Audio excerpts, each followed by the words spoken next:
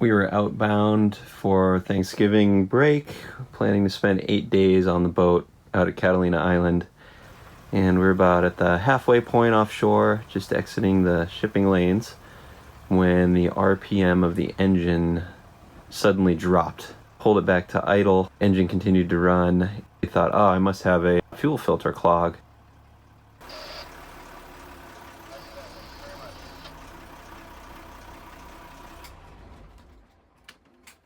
Turn off the autopilot.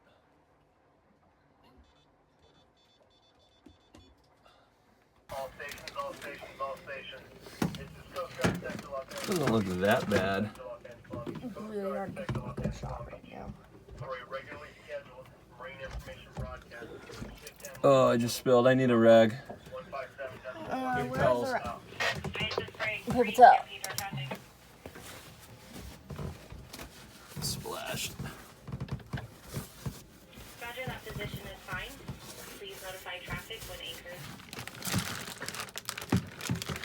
Hold on, I don't want it to spill. Don't tip it at an angle. Film it up.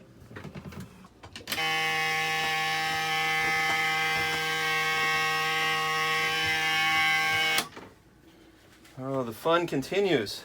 I don't know why it won't hot start. We're gonna have to use our, here, can you zip that up?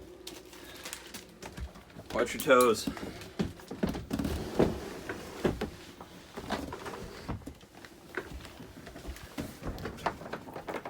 Jeffrey, go outside. Go outside.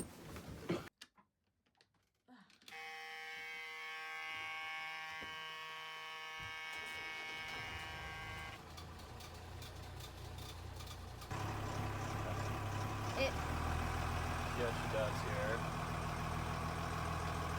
35.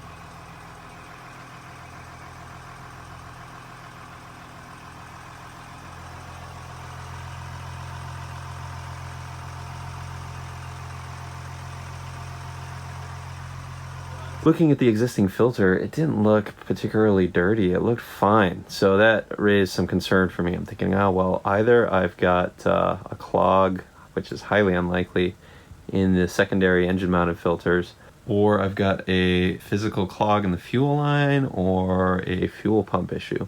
Next, I opened the bleeder screw on the engine-mounted filters and then began manually pumping the prime lever on the lift pump, which is engine mounted. The manual prime lever felt really light. I wasn't seeing any fuel movement. At that point I knew I had a bad fuel lift pump. I don't know the age of the pump on the engine. I have not swapped it out since we bought the boat in early 2004. When we were purchasing the boat, I had a mechanic perform an engine inspection, and in his report, one of the many spare parts he suggested we carry was a spare fuel lift pump. So I had one on board from 2014. The gasket still up there? The gasket? The paper gasket? This? Yeah. Got that successfully installed, and I have since ordered a new replacement pump for next time. And removed it out of the box and just put it in a Ziploc to prevent corrosion, and Sharpie labeled it with the current date, which is December 2018. There's the Raycor. You can see here the bowl's got some nasty sediment. I do need to pull this bowl and clean this up. That's actually several years of accumulation. This is the replacement fuel pump installed. There's a tapered fitting on the underside of the pump to adapt down to the thread size of the fuel delivery hose. And when I tightened it onto the new pump, it actually bottomed all the way out without too much resistance. So I knew I was gonna have a fuel leak there. So I went digging through my tool bag and found some yellow gas line Teflon tape and very carefully wrapped the threads. Yep. Ooh, that's air, hear that? Pushing the air out. Okay.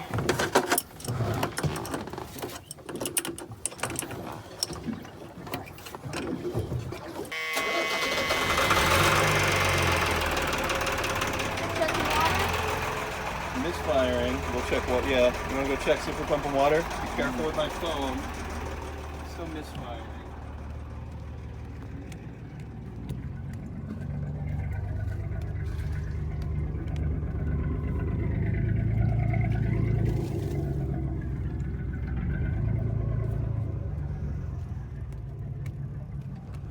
Pumping? Yep. Great.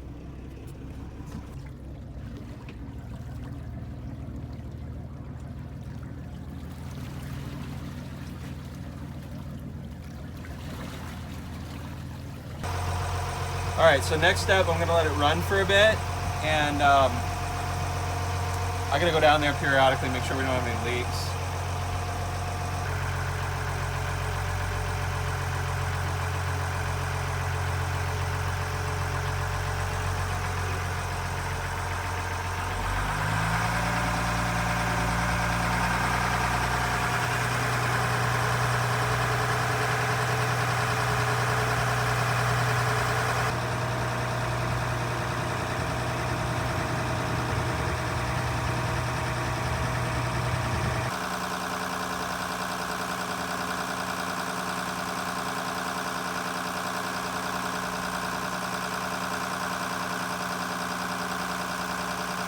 Even with the Teflon tape in place, there's been a small fuel drip when the engine's running.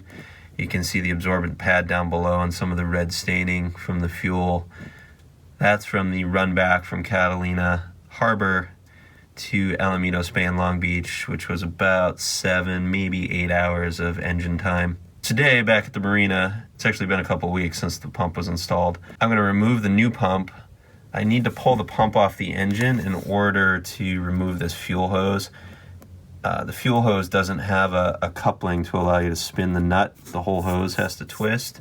The fuel tank side of the hose is attached to a copper fuel line. It leads to the main shutoff valve, which is currently closed. There's not a way to spin the nut without also twisting the fuel hose.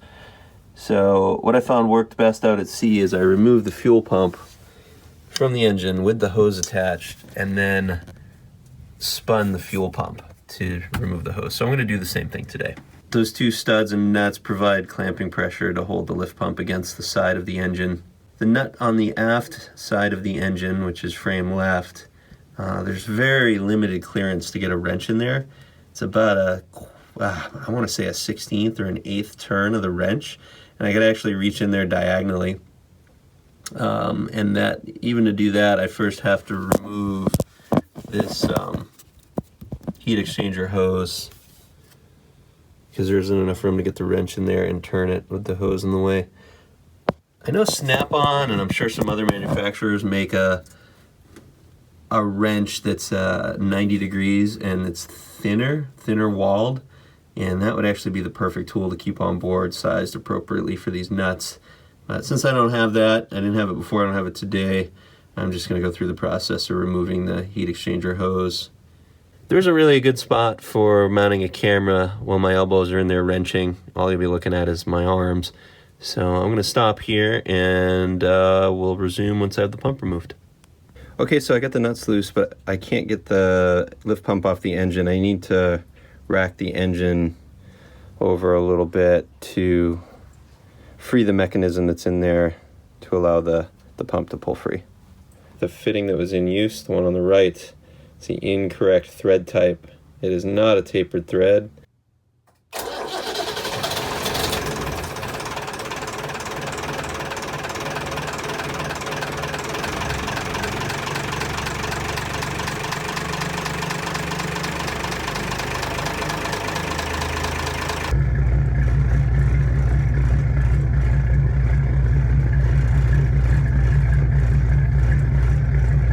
Engine's not pumping water, so either the line is blocked on the intake or the impeller has disintegrated. Next up, I also need to install a new solenoid, and I also have a spare to keep for next time. That's it for now. See you next week.